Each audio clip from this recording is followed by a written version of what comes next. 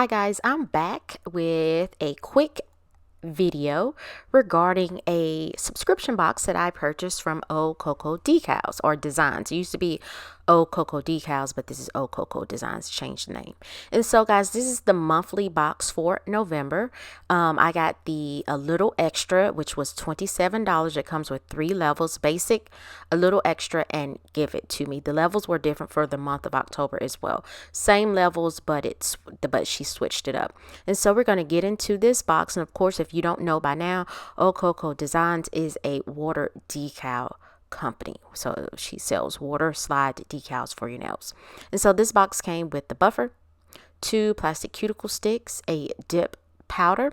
I don't know how I felt about the dip powder. I thought it was pretty, but when I swatched it, it wasn't giving me what I wanted it to give. And so it has a lot of, reminds me of fall Thanksgiving colors, a lot of chunky glitter in that dip powder. And so we're going to get into the water slide decals, the a little extra subscription.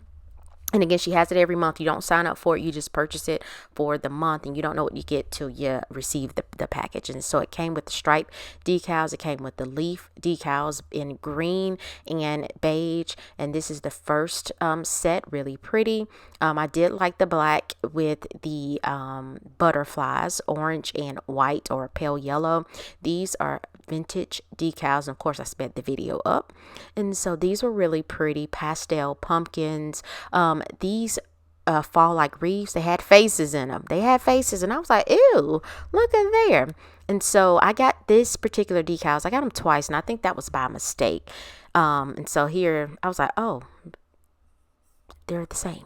Okay. And then you have some abstract like water slide decals and some fall foliage decals as well.